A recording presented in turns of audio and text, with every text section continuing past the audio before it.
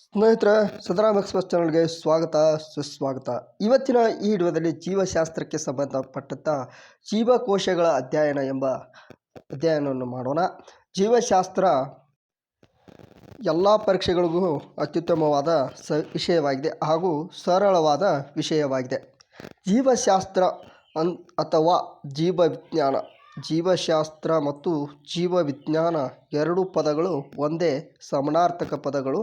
Biology ಜೀವವಿಜ್ಞಾನ ಅಥವಾ ಜೀವಶಾಸ್ತ್ರ, ಇಂಗ್ಲೀಷ್ನಲ್ಲಿ ಬಯಾಲಜಿ ಅಂತ ಕರಿತೀವಿ ಎಂಬ ಪದ ಎಲ್ಲಿಂದ ಬಂತು ಅಂದರೆ ಗ್ರೀಕ್ ಭಾಷೆಯಿಂದ ಬಂದಿದೆ.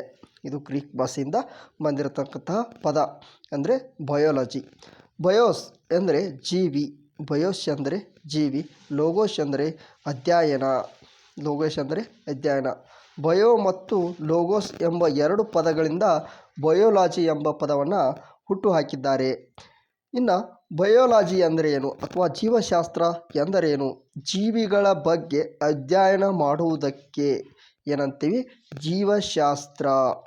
ಜೀವಿಗಳ ಬಗ್ಗೆ, ಒಂದು ಜೀವಿ ಇರತಕ್ಕಂತಹ ಬಗ್ಗೆ, ಒಂದು ಮನುಷ್ಯ ಎಂಬುದು ಜೀವಿ, ಇದರ ಬಗ್ಗೆ ಅಧ್ಯಯನ ಮಾಡುವುದೇ ಅಂಗ, ರಚನೆ, ಕೋಶಪೊರೆ, ಕೋಶ ದ್ರವ್ಯ, ಕೋಶ ಕೇಂದ್ರ, ಈ ರೀತಿ ಜೀವಿಗಳ ಬಗ್ಗೆ ಅಧ್ಯಯನ ಮಾಡುವುದನ್ನು ಏನಂತೀವಿ? ಜೀವಶಾಸ್ತ್ರ ಅಂತ ಕರಿತೀವಿ. ಇನ್ನು ನಂತರದಲ್ಲಿ ಬಯೋಲಜಿ ಎಂಬ ಪದವನ್ನು ಯಾರು ಕಂಡುಹಿಡಿದ್ರು? ಕರೋಲಸ್ ಲೀನಿಯಸ್ ಎಂಬಾತನು ಮೊದಲ ಬಾರಿಗೆ 1776ರಲ್ಲಿ ತನ್ನ ಪುಸ್ತಕವಾದ ಬಿಬ್ಲಿಯೋಥಿಕಾ ಬೊಟಾನಿಕಾ ಎಂಬ ಪುಸ್ತಕವನ್ನು ಬರೀತಾನೆ. 1736ರಲ್ಲಿ ಆ ಪುಸ್ತಕದಲ್ಲಿ ಬಯೋಲಾಜಿ ಎಂಬ ಪದವನ್ನು ಮೊದಲ ಬಾರಿಗೆ ಯಾರು ತಿಳಿಸಿರ್ತಾರೆ ಅಂದರೆ ಕರೋಲಸ್ ಲೀನಿಯಸ್ ಎಂಬಾತ ವಿಜ್ಞಾನಿ. ಇನ್ನು ಇವನ ಜೀವಶಾಸ್ತ್ರ ಅಂತ ಏನು ಕರೀತಾನೆ ಅಂದರೆ, ಜೀವಿಗಳ ವೈಜ್ಞಾನಿಕ ಹಾಗೂ ನೈಸರ್ಗಿಕ ವಿಜ್ಞಾನದ ಅಧ್ಯಯನವನ್ನು ಜೀವಶಾಸ್ತ್ರ ಅಂತ ಕರೀತಾರೆ. ಜೀವಿಗಳು, ಒಂದು ಜೀವಿಯನ್ನು ವೈಜ್ಞಾನಿಕವಾಗಿ ಅಧ್ಯಯನ ಮಾಡುವುದು ಹಾಗೂ ನೈಸರ್ಗಿಕ ವಿಜ್ಞಾನದ ಬಗ್ಗೆ ಅಧ್ಯಯನ ಮಾಡುವುದೇನಂತೀವಿ? ಜೀವಶಾಸ್ತ್ರ ಅಂತ ಕರಿತೀವಿ. ಇನ್ನು ನಂತರದಲ್ಲಿ ಜೀವಶಾಸ್ತ್ರದ ಪಿತಾಮಹ ಯಾರು? ಅರಿಸ್ಟಾಟಲ್. ಇವರು ಯಾವ ದೇಶದವರು? ಗ್ರೀಕ್ ದೇಶದ ತತ್ವಜ್ಞಾನಿ, ಗ್ರೀಕ್ ವಿಜ್ಞಾನಿ. ಯಾರು? ಅರಿಸ್ಟಾಟಲ್. ಇವರು ರಾಜ್ಯಶಾಸ್ತ್ರದ ಪಿತಾಮಹನೂ ಹೌದು ಮತ್ತು ಈ ಕಡೆ ಪ್ರಾಣಿಶಾಸ್ತ್ರದ ಪಿತಾಮಹನೂ ಹೌದು ಹಾಗೂ ಜೀವಶಾಸ್ತ್ರದ ಪಿತಾಮಹನೂ ಹೌದು. ಈ ಮೂರು ರೀತಿಯ ಪಿತಾಮಹರು ಆಗಿರ್ತಕ್ಕಂಥ ಅರಿಸ್ಟಾಟಲ್. ಇವರ ಕಾಲಾವಧಿ ಎಷ್ಟು ಅಂದರೆ ಕ್ರಿಸ್ತ ಪೂರ್ವದಲ್ಲಿ ಇರ್ತಕ್ಕಂಥ ವಿಜ್ಞಾನಿ ಇವರು 384, ಕ್ರಿಸ್ತಪೂರ್ವ 384, ನಂತರದಲ್ಲಿ 322. ಇವು ಕ್ರಿಸ್ತಪೂರ್ವ ಯಾವಾಗಲೂ ಇಳಿಕೆ ಕ್ರಮದಲ್ಲಿ ಬರ್ತಕ್ಕಂತಹ ಇಸ್ವಿಗಳಾಗಿವೆ. ಕ್ರಿಸ್ತಶಕ ಏರಿಕೆ ಕ್ರಮದಲ್ಲಿ ಬರತಕ್ಕಂತಹ ಸಂಖ್ಯೆಗಳಾಗಿವೆ. ಇನ್ನು ಜೀವಶಾಸ್ತ್ರವನ್ನು ಪ್ರಮುಖವಾಗಿ ಎರಡು ವಿಭಾಗಗಳನ್ನಾಗಿ ವಿಂಗಡಿಸಲಾಗಿದೆ. ಇನ್ನೂ ಹಲವಾರು ವಿಭಾಗಗಳು ಇವೆ, ಆದರೆ ಪ್ರಮುಖವಾಗಿ ಜೂಲಾಜಿ ಹಾಗೂ ಬಾಟ್ನಿ ಅಂದರೆ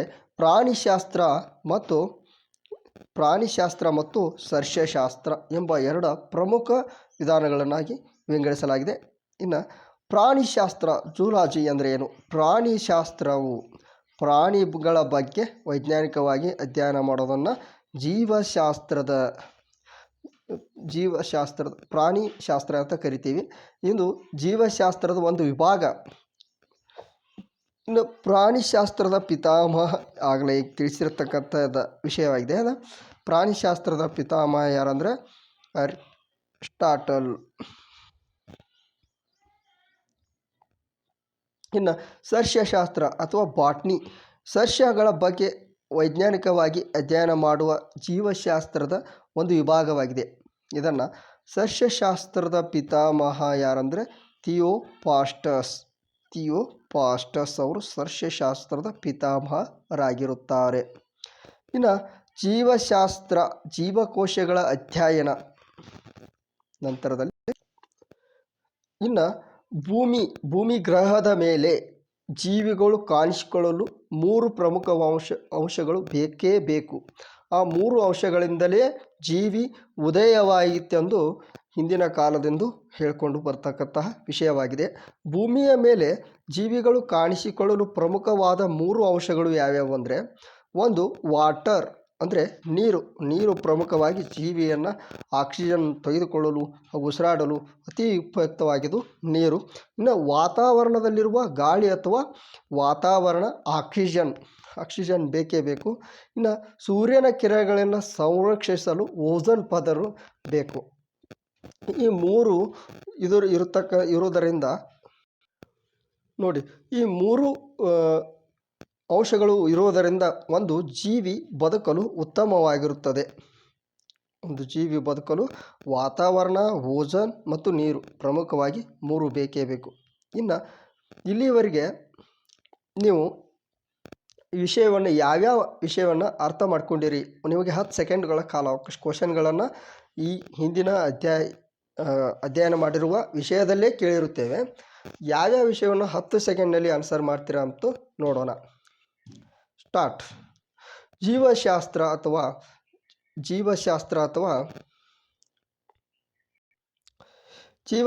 ಅಥವಾ ಜೀವವಿಜ್ಞಾನ, ಬಯೋಲಜಿ ಎಂಬ ಪದದ ಮೂಲ ಯಾವ ಭಾಷೆಯಿಂದ ಬಂದಿದೆ? ಇದಕ್ಕೆ ಸರಿಯಾದ ಉತ್ತರ ಗ್ರೀಕ್ ಎಂಬುದು ಗ್ರೀಕ್ ಭಾಷೆಯಿಂದ ಬಂದಂತಹ ಬಯೋಲಜಿ ಪದವಾಗಿದೆ. ಇನ್ನು ನಂತರದಲ್ಲಿ ಬಯೋಲಜಿ ಎಂಬ ಪದವನ್ನು ಮೊದಲ ಬಾರಿಗೆ ಯಾವ ವಿಜ್ಞಾನಿ ಬಳಸಿದ್ದು? 10 ಸೆಕೆಂಡ್ ಮುಗ್ತಾ ಬಂತು. ಕರೋಲಸ್ ಲೀನಿಯಸ್ ಅವರು 1736ರಲ್ಲಿ ಮೊದಲ ಬಾರಿಗೆ ತನ್ನ ಪುಸ್ತಕ ಬಿಬ್ಲಿಯೋಥಿಕಾ ಬೊಟ್ಯಾನಿಕಾ ಅಂತ ಹೇಳಿ ಪುಸ್ತಕದಲ್ಲಿ ಇದನ್ನು ಬಯೋಲಜಿ ಎಂಬ ಪದವನ್ನು ಬಳಸ್ತಾನೆ. ಇನ್ನು ಜೀವಶಾಸ್ತ್ರದ ಪಿತಾಮಹ ಯಾರು? ನೆನಪಿಟ್ಕೊಳ್ಳಿ. ನೀವು ಕಮೆಂಟ್ ಬಾಕ್ಸ್ನಲ್ಲಿ ಹಾಗೆ 10 ಸೆಕೆಂಡ್ನ ಒಳಗಾಗಿ ಆನ್ಸರನ್ನು ಇಡ್ತಾ ಹೋಗಿ. ಅರಿಸ್ಟಾಟಲ್ ಅವರು ಜೀವಶಾಸ್ತ್ರದ ಪಿತಾಮಹ. ಪ್ರಾಣಿಶಾಸ್ತ್ರದ ಪಿತಾಮಹ, ರಾಜ್ಯಶಾಸ್ತ್ರದ ಪಿತಾಮಹ ಯಾರು? ಅರಿಸ್ಟಾಟಲ್. ಇನ್ನು ಬಿಬ್ಲಿಯೋಥಿಕಾ ಬೊಟ್ಯಾನಿಕಾ ಎಂಬ ಪುಸ್ತಕವನ್ನು ಯಾರು ರಚನೆ ಮಾಡಿರುತ್ತಾರೆ? ಇದನ್ನು ಯಾರು ರಚನೆ ಮಾಡ್ತಾರೆ?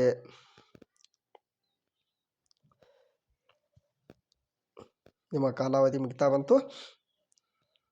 ಕರೋಲಸ್ ಲೀನಿಯಸ್ ಇವರು 1736ರಲ್ಲಿ ಬಯೋಲಜಿ ಎಂಬ ಬಿಬ್ಲಿಯೋಥಿಕಾ ಬೊಟ್ಯಾನಿಕಾ ಎಂಬ ಪುಸ್ತಕದಲ್ಲಿ ಬಯೋಲಜಿ ಎಂಬ ಪದವನ್ನು ಬಳಸ್ತಾರೆ. ಅದಕ್ಕೆ ಕರೋಲಸ್ ಲೀನಿಯಸ್ ಅವರು ಇದನ್ನು ಬಳಸಿರುತ್ತಾರೆ, ಈ ಪುಸ್ತಕವನ್ನು ಬರೆದಿರುತ್ತಾರೆ. ಇನ್ನು ಸಸ್ಯಶಾಸ್ತ್ರದ ಪಿತಾಮಹ ಯಾರು?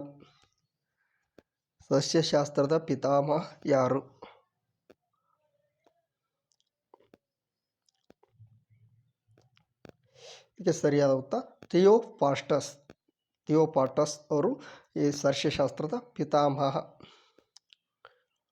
ಇನ್ನು ನಂತರದಲ್ಲಿ ಪ್ರಾಣಿಶಾಸ್ತ್ರದ ಪಿತಾಮಹ ಯಾರಂದರೆ ಅರಿಸ್ಟಾಟಲ್. ಇಲ್ಲಿಯವರೆಗೆ ವೀಕ್ಷಿಸಿದ ನಿಮಗೆಲ್ಲರಿಗೂ ಧನ್ಯವಾದಗಳನ್ನು ಹೇಳ್ತಾ, ಇನ್ನೂ ಸಿದ್ದರಾಮ್ ಎಕ್ಸ್‌ಪ್ರೆಸ್ ಯೂಟ್ಯೂಬ್ ಚಾನಲನ್ನು ಸಬ್ಸ್ಕ್ರೈಬ್ ಮಾಡದೇ ಇದ್ದರೆ ಈ ಕೂಡಲೇ ಸಬ್ಸ್ಕ್ರೈಬ್ ಮಾಡಿ, ನಿಮ್ಮ ಎಲ್ಲ ಸ್ನೇಹಿತರಿಗೂ ಶೇರ್ ಮಾಡಿ, ಇನ್ನಷ್ಟು ನನಗೆ ಬೆಂಬಲಿಸಿ. ಹಾಗೆ ಮುಂದಿನ ಸರಣಿಯೊಂದಿಗೆ ಮತ್ತೆ ಬರೋಣ. ಜೈ ಹಿಂದ್.